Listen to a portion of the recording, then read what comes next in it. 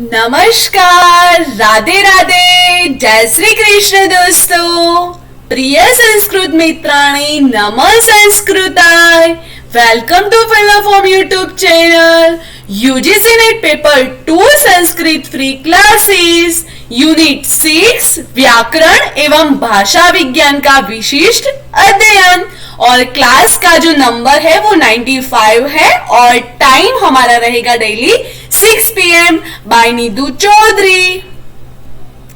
ये हमारे social media के अकाउंट्स हैं, वहां पे जाके आप फॉलो अप करोगे तो डेली के डेली जितने भी क्लास होते हैं हमारे उसके लिंक्स और कुछ भी इंफॉर्मेशन होगी, कुछ भी मटेरियल होगा, वो सब यहाँ पे प्रोवाइड मिल जाएगा।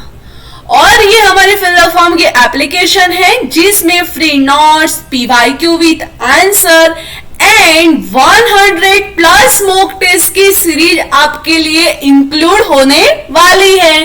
तो जो भी नए स्टूडेंट है तो उनको मैं बताना चाहूंगी कि हमारा जो फिल फॉर्म का एप्लीकेशन है उसको आप प्ले स्टोर पे जाके सीधा डाउनलोड कर सकते हो और वो भी बिल्कुल फ्री में।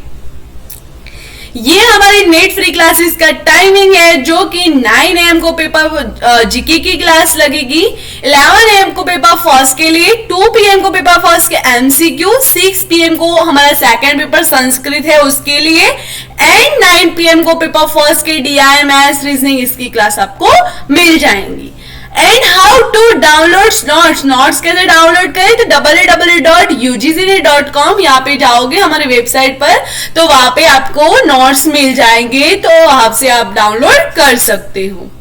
और मैं आपको बताना चाहूंगी कि हमारी 95 तक के जितने भी क्लासेस हुए वो सभी के सभी प्लेलिस्ट में बन चुके हैं और उसमें 1 से लेकर 95 तक के सारे वीडियो एक साथ आपको मिल जाएंगे। तो जो भी नए स्टूडेंट है उनको मैं बताना चाहूंगी कि हमारी पुरानी क्लासेस है वो भी आप देख लो एक बार। और आप सभी को पता ही है हमारा जो फिल फॉर्म है गिव अवे के नाम से जाना जाता है और हम नए नए गिव अवे रखते हैं, earphone, headphone, power bank, books, ऐसे काफी सारे गिफ्ट हम प्रोवाइड करवाते हैं। और जल्दी से एक बार लिख लो कि वी वांट JRF, हमारा जो मिशन है, हमारा ध्येय है, हमारा जो लक्ष्य है वो क्या है, तो हमें क्या चाहिए, किसकी नीड है, तो वी वांट JRF।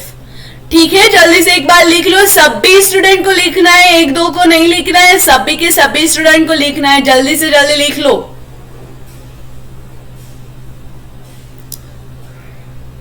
ओके, अब हम आगे देखते हैं हमारा जो कंप्लीट सिलेबस है वो कितना हो गया है। यूनिट 1, 2, 3, 4, 5, 7, 8, 9, 10 और अभी हमारी यूनिट 6 कंटिन्यू है और उसकी आज लास्ट क्लास है। कौन सी क्लास है? लास्ट क्लास है। उसके बाद हम क्या करेंगे, MCQ सॉल्व करेंगे, ओल्ड पेपर सॉल्व करेंगे, यूनिट वाइज जो क्वेश्चंस है वो सॉल्व करेंगे।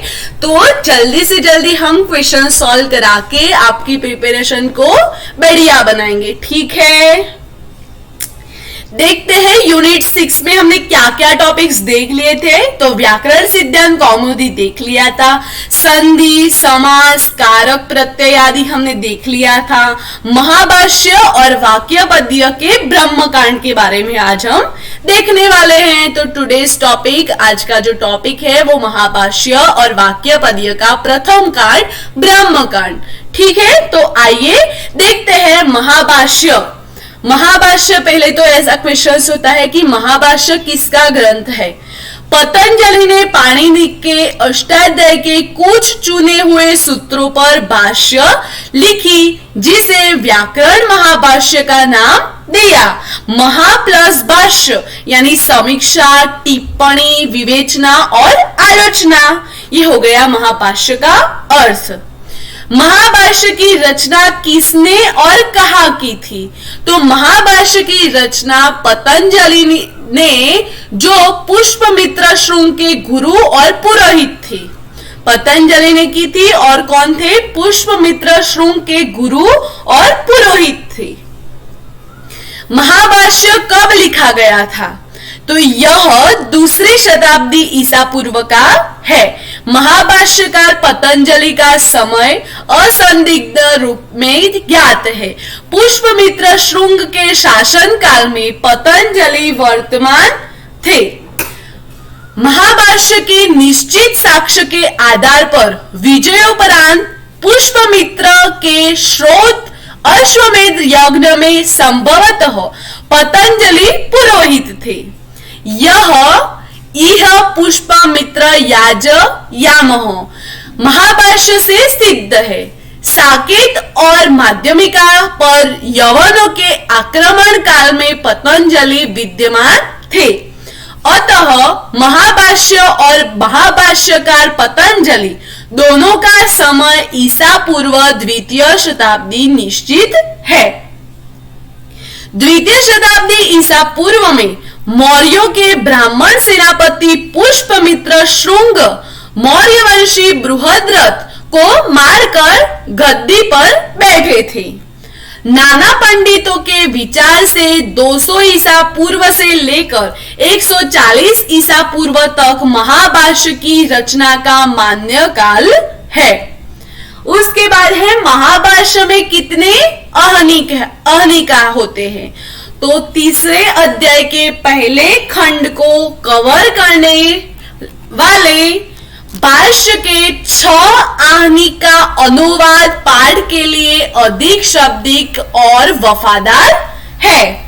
डॉक्टर थॉम्पसन ने महत्वपूर्ण नोट्स जोड़े हैं जो पाठ और उसके संदर्भ को समझने के लिए बहुत उपयोगी है। उसके बाद है महर्षि पतंजलि का प्रसिद्ध ग्रंथ कौन सा है। भारतीय साहित्य में पतंजलि द्वारा रचित 3 मुख्य ग्रंथ मिलते हैं। योग सूत्र, अष्टाध्यायी पर भाष्य और आयुर्वेद पर ग्रंथ।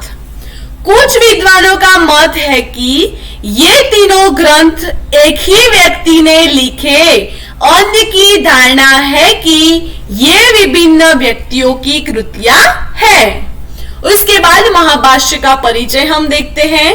तो पतंजलि ने पाणिनि के अष्टाध्यायी के कुछ चुने हुए सूत्रों पर भाष्य लिखी, जिसे व्याकरण महाभाष्य का नाम दिया।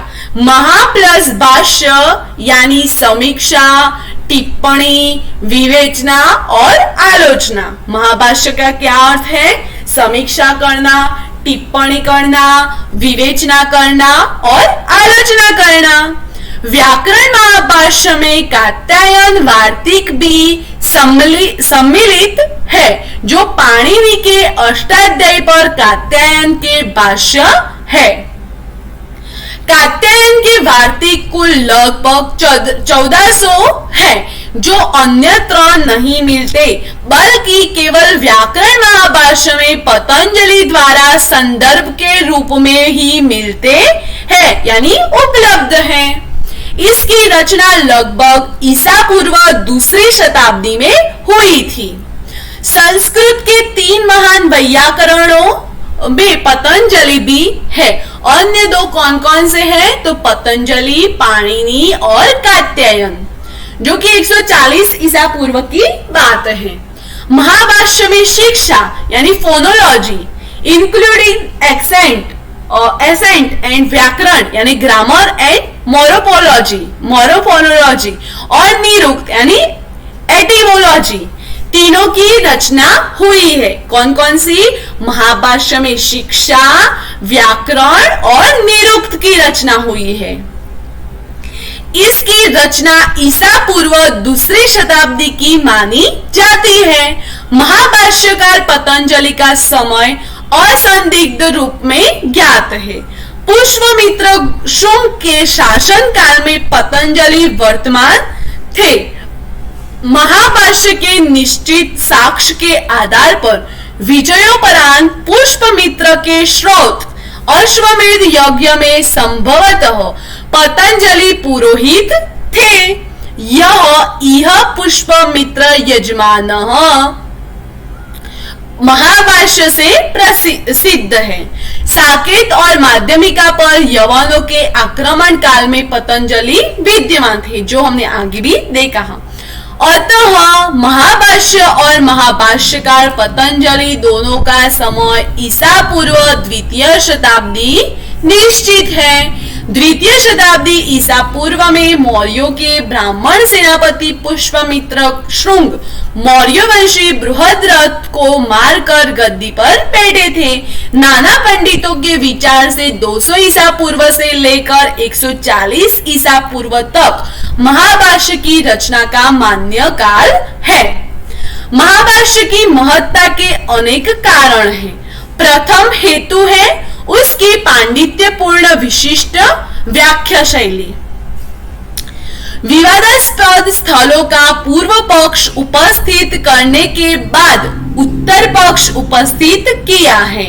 शास्त्रार्थ प्रक्रिया में पूर्व और उत्तर पक्षों का व्यवहार चला आ रहा है। इसके अतिरिक्त आवश्यक होने पर उस पक्ष का भी उपन्यास किया है। विषय प्रतिपादन दूसरी विशेषता है। महाभाष्य की व्याख्या का क्रम तो अष्टाध्यायी और तदंगत 4 पदों और उनके सूत्रों का क्रम है, पर महाभाष्य के अपने क्रम में व्याख्या को नियोजन विभक्ति है, जिसका अर्थ यह भी होता है कि एक महाभाष्य लिखा जाता रहा। पतंजलि ने अपने महाभाष्य में व्याकरण की दार्शनिक शब्द नित्यत्ववाद या स्फोटवाद अथवा शब्द ब्रह्मवाद का किया है। इस सिद्धांत को भर्तृहरि ने विस्तार के से वाक्यपदीय में प्रज्वलित किया है। महाभाष्य की महत्ता का यह कारण है कि साहित्यिक दृष्टि से महाभाष्य का गद्य अत्यंत अकृत्रिम, मुहावरेवाद, धारा प्रवाहिक और स्पष्टार्थबोध है। भर्तृहरि ने इस पर टीका लिखी थी, पर उसका अधिकांश अनुपलब्ध है। कैयट की प्रदीप नामक टीका और नागोज उद्युत नाम से प्रदीप टीका प्रकाशित है। इसकी जो महाभाष्य है उस पर कौन कौन सी टीकाएं हैं, तो कैयट की प्रदीप नाम की और नागोज की उद्युत नाम से प्रदीप टीका प्रकाशित है।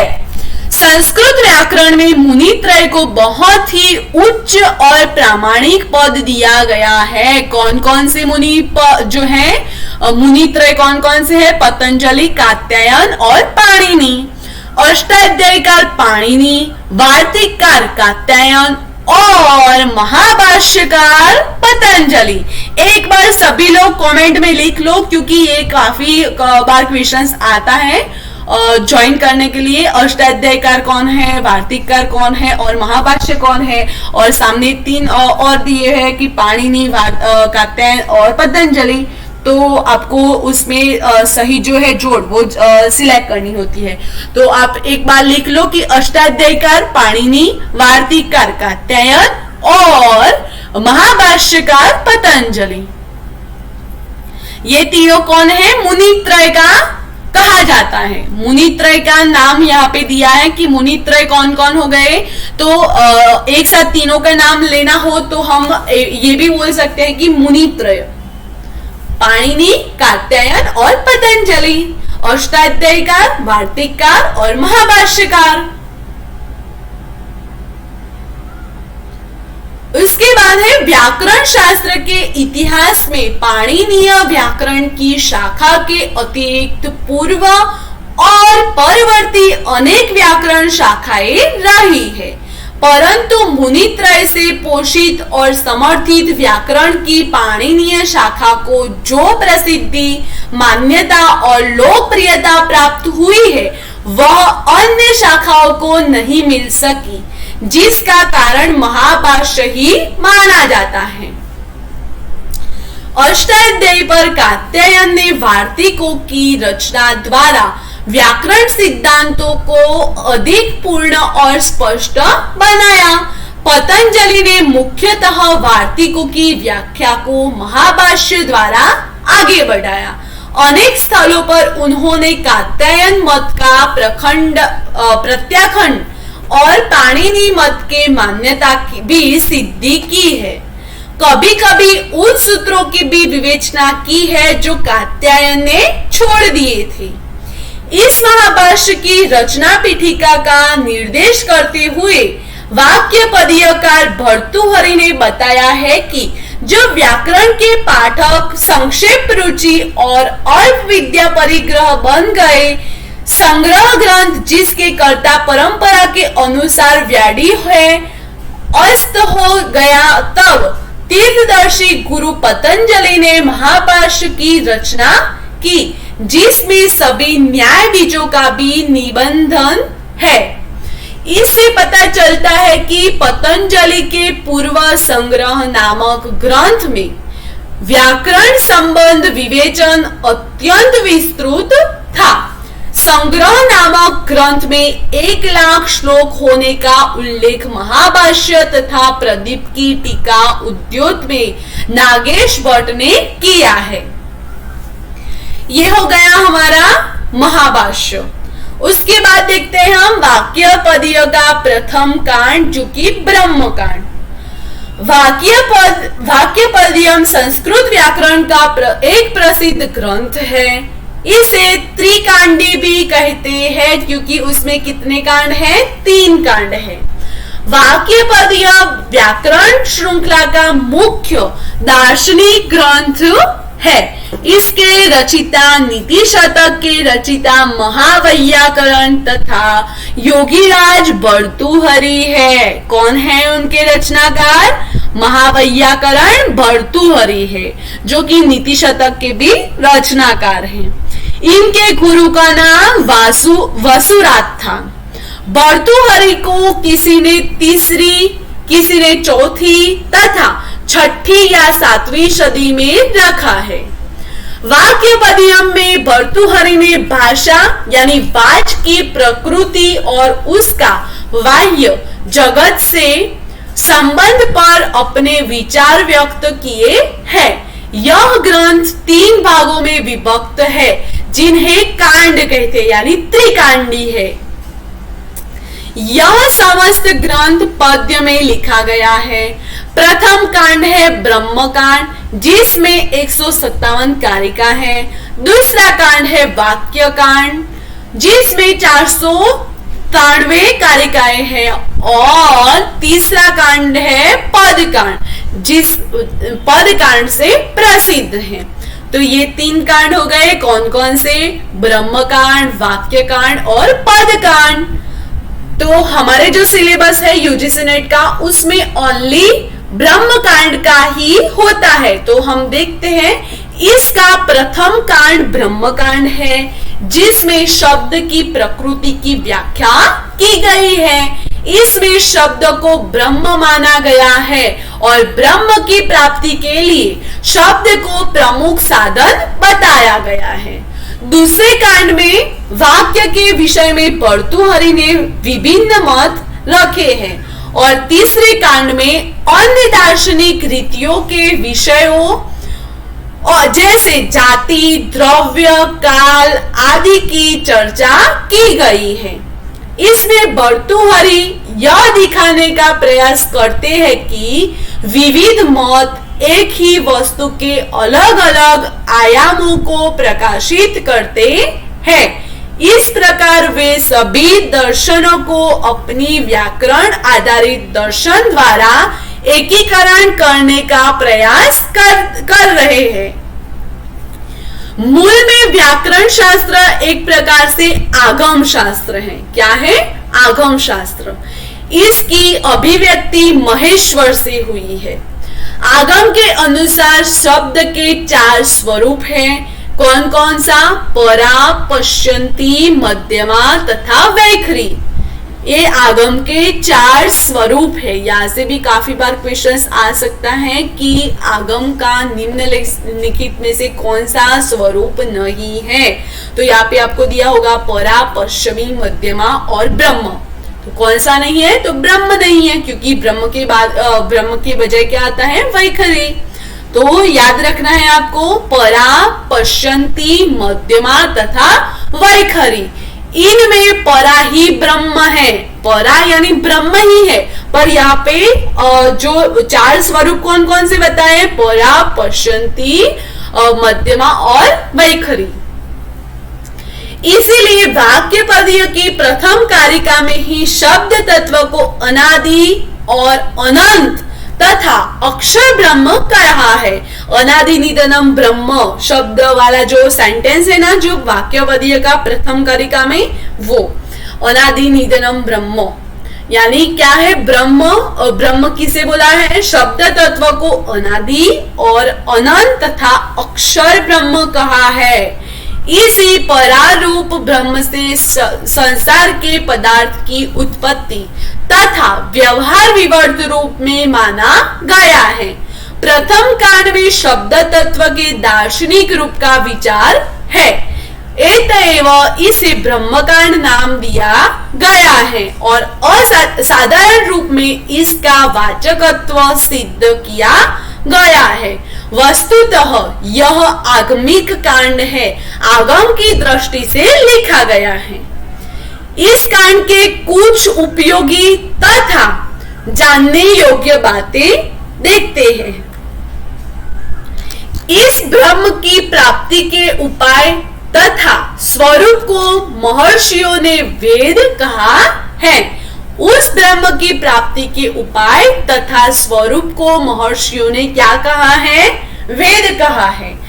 यह एक होता हुआ भी अनेक मालूम होता है। इसीलिए ऋक, यजुर, साम तथा अथर्वण नाम से 4 वेद कहे जाते हैं। ऋग्वेद की 21, यजुर्वेद की 100, सामवेद की 1000 तथा अथर्ववेद की 9 मिलाकर 1130 शाखाएं वेद की हुई है। ऐसा कहने पर भी सभी वेदों तथा उनकी शाखाओं का एकमात्र प्रतिपाद्य विषय कर्म है। यह स्मरण रखना है कि जो शब्द या मंत्र जिस स्वर में, जिस शाखा में पढ़ा गया है, वह शब्द उसी तरह उच्चारण किए जाने पर फल देने वाला होता है। वही शब्द उसी रूप में दूसरी शाखा में पढ़े जाने से इस शब्दोच्चारण का फल होगा, अन्यथा नहीं, अथवा अन्य कोई फल देगा। आगम के बिना कर्तव्य एवं अकर्तव्य का निश्चय नहीं हो सकता। ऋषियों में जो अतीन्द्रिय वस्तुओं को देखने का ज्ञान है, वह भी आगम ही के द्वारा प्राप्त है।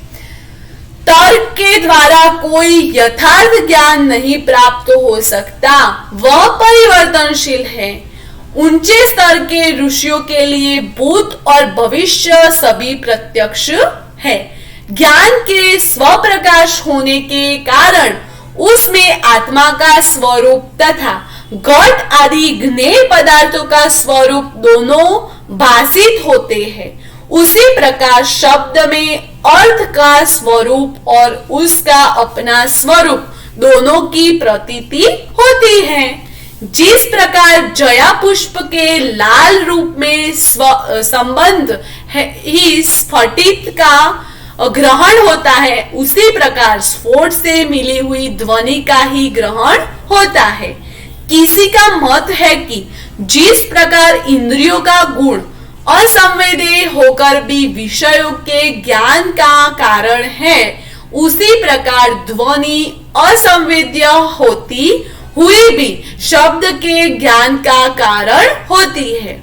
दूसरा मत है कि दूरत्व दोष के कारण स्फोट के स्वरूप का ज्ञान नहीं होता, केवल ध्वनि का ही बान होता है। तीसरा मत है कि स्फोट का बान तो होता है, परंतु दूरत्व दोषों के कारण अस्फुट रहता है। जैसे दूर होने के कारण किसी वस्तु का परिमाण स्पष्ट रूप में भासित नहीं होता। अणुओं में सभी प्रकार की शक्तियां हैं, इसलिए भेद और संसर्ग, वियोग तथा संयोग रूप में अणुओं से संसार के सभी कार्य होते हैं। ये अणु छाया, आतप, तमस तथा शब्द के रूप में परिणत होते रहते हैं। ये शक्तियां अभिव्यक्त होने के समय में बड़े प्रयत्न से प्रेरित की जाती है और जिस प्रकार जल के परमाणुओं के क्रमशः इकट्ठे होने से बादल बनते हैं, उसी प्रकार शब्द के परमाणु क्रमशः इकट्ठे होकर सभी कार्य करते हैं। इन परमाणुओं का नाम शब्द या शब्द परमाणु होता है। इस प्रकार शब्द के आगमिक स्वरूप का विवेचन तथा शब्द ही से समस्त जगत की सृष्टि या निरूपण ब्रह्मकांड में है। समझ में आया ब्रह्मकांड में क्या क्या बातें हैं? उसके बाद है ब्रह्मकांड की टीकाएं। वाक्यपदीय का भूतिराज के पुत्र हेलोराज ने बहुत सुंदर तथा विस्तृत टीका लिखी है। आधुनिक समय में भी कुछ विद्वानों ने टीका लिखी है, किंतु इन सब की दृष्टि आगमिक न होने के कारण वाक्यपदीय का वास्तविक ज्ञान नहीं प्राप्त होता। इसकी बहुत सी कारिकाएं नष्ट हुई मालूम होती हैं। युधिष्ठिर, मीमांसक तथा साधुराम ने लुप्त कारिकाओं पर कुछ विचार किए हैं। व्याकरण के आगमिक रूप से विचार में इस ग्रंथ के समान अन्य ग्रंथ बहुत नहीं है। ये हो गया वाक्यपदीय का ब्रह्मकांड और महाभाष्य। उसके बाद हमारी जो नेक्स्ट क्लास होगी वो क्वेश्चन सॉल्यूशन पर होगी। आज हमारा संपूर्ण सिलेबस कवर हो गया, तो एक बार संपूर्ण सिलेबस कवर होने के लिए सभी लोग तालियां बजाए। आप देखो कमेंट के जो है यूट्यूब के कमेंट, उसमें वो है इमोजी, वो सब भी करो कि हमारा सिलेबस कंप्लीट हो गया, ठीक है? या फिर थंब भेजो कि हमारा संपूर्ण सिलेबस कवर हो गया। अगर किसी को कुछ समझ में ना आया हो तो आप मुझे पर्सनली या हमारा जो ग्रुप है उसमें भी मैसेज कर सकते हो कि मैम ये टॉपिक दोबारा से समझा दो, तो मैं उस पर आपको समझा दूंगी, ठीक है स्टूडेंट्स? और हमारी जो नेक्स्ट क्लास होगी वो हम क्वेश्चंस का सॉल्यूशन करेंगे। पहले हम यूनिट वाइज करेंगे, फिर हम एग्जाम पेपर कैसा आता है उसके बारे में बात करेंगे। और वी वांट योर फीडबैक। आज तो आपको फीडबैक देना ही होगा क्योंकि आपका संपूर्ण सिलेबस कवर हो गया। तो आपको संपूर्ण सिलेबस में क्या क्या समझ में आया, कैसा लगा, मेरा पढ़ाने का तरीका कैसा लगा, आपको क्या समझ में आया, आपको क्या समझ में नहीं आया, सभी तरीके से आप कमेंट कर सकते हो। किसको करना है? सर को करना है, ठीक है? ये मोस्ट इंपोर्टेंट है कि आपको सर को कमेंट करके बताना है कि सर हमारा सिलेबस कंप्लीट हो गया। समझ गए सभी स्टूडेंट्स? जो मेरे रेगुलर स्टूडेंट्स है वो तो करेंगे ही, पर सभी स्टूडेंट को मैं विनती करती हूँ कि आप एक बार सर को मैसेज कर दो कि हमारा संपूर्ण सिलेबस हो गया, ठीक है? आई होप सो आप सभी करोगे। एंड वीडियो को लाइक, शेयर, सब्सक्राइब करना मत भूलिएगा। फॉर मोर इन्फॉर्मेशन के लिए सारे सोशल मीडिया अकाउंट्स यहाँ पे दिए हुए हैं, वहां पे जाके आप फॉलो अप कर सकते हो। सुविचार देखते हैं, तेरी हर जगह बढ़ाई होगी जब नियत साफ और अच्छी पढ़ाई होगी। आज के लिए इतना ही। Thank you for watching this video. Have a nice day, take care, bye students.